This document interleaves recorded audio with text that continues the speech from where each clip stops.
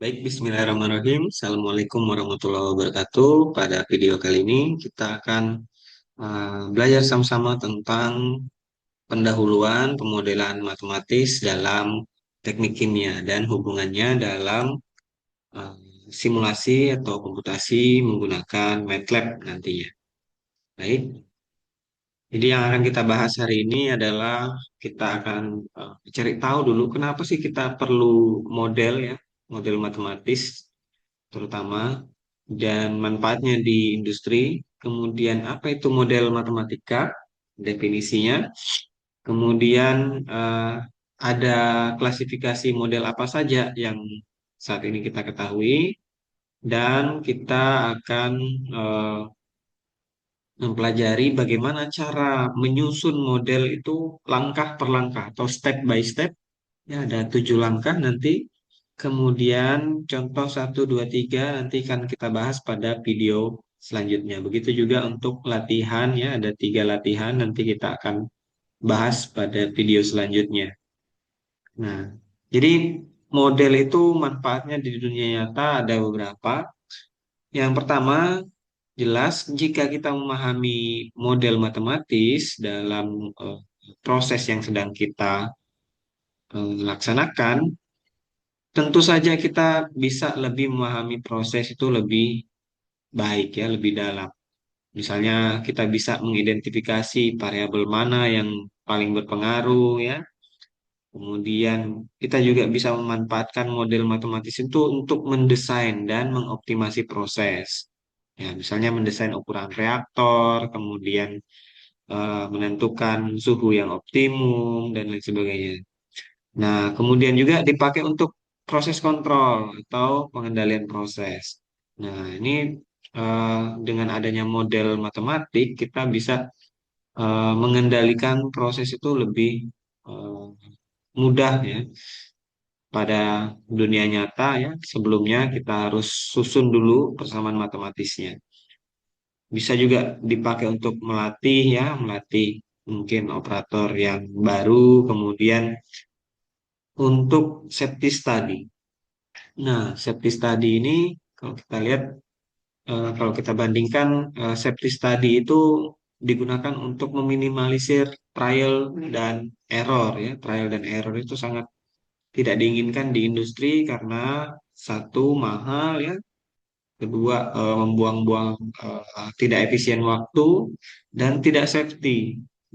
Dengan adanya simulasi proses ya, kita bisa mentiadakan proses trial dan error tersebut dan kita menggantikannya dalam dunia simulasi. Kemudian apa itu model matematika? Jadi model matematika ini adalah persamaan. Jadi persamaan boleh aljabar, diferensial, integral, dan lain-lain yang bisa merepresentasikan proses fisik. Salah satu contohnya saja, misal kita punya proses fisik ya, ada sebuah tangki, di bawahnya ada lubang, kemudian tangkinya sepanjang waktu ini diisi ya dengan ketinggian H, ketinggian air dalam tangki itu adalah H, kemudian selama berjalannya waktu ada air yang tumpah dari bagian bawah dikarenakan gravitasi. Nah, analogi sederhananya kita bisa menghubungkan antara ketinggian air dan kecepatan air yang tumpah di bawah itu menggunakan persamaan Torricelli. Ya, V atau kecepatan air tumpah sama dengan akar 2GH. Akar 2 dikalikan dengan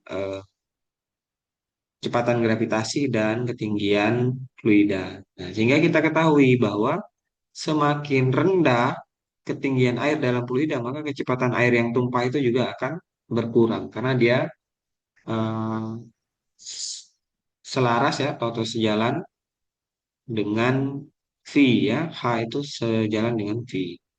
Itu. Kemudian ada model matematis apa saja ya klasifikasinya di dalam dunia komputasi proses.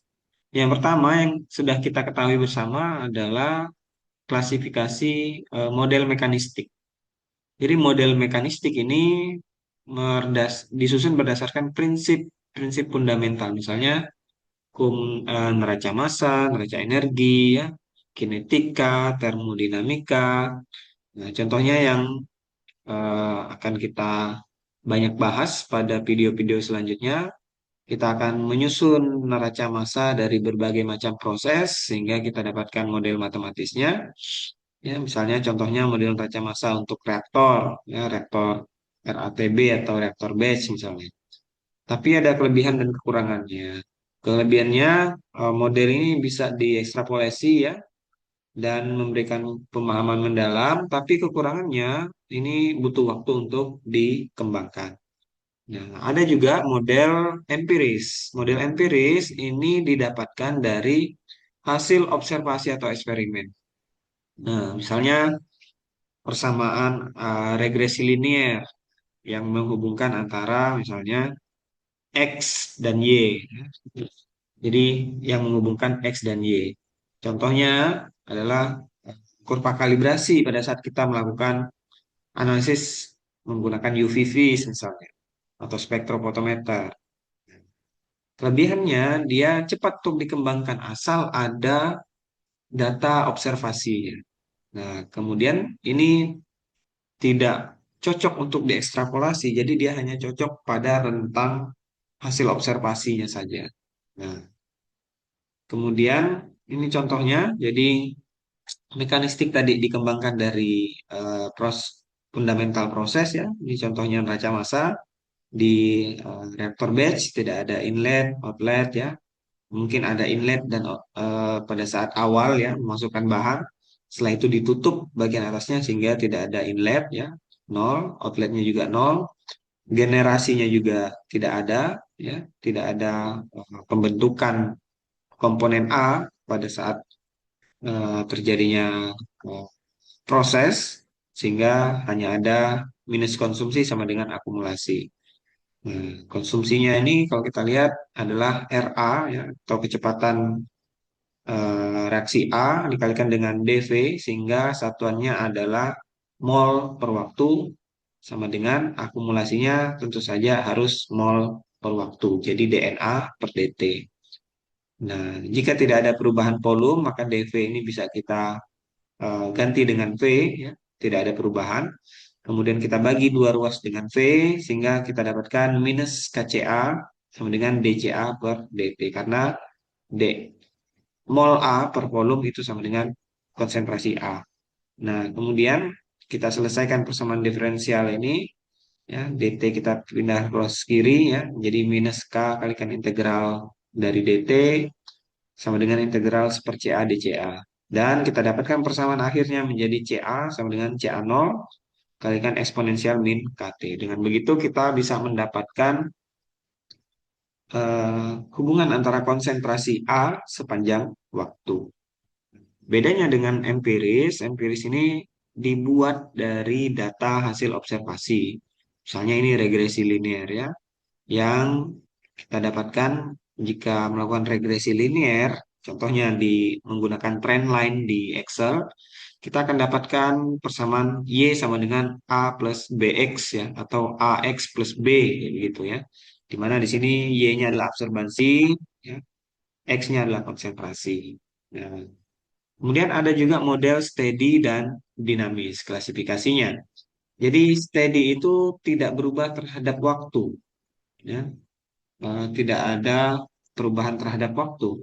Kemudian dinamis, model dinamis ini ada perubahan terhadap waktu. Dengan kata lain, akumulasinya tidak sama dengan nol.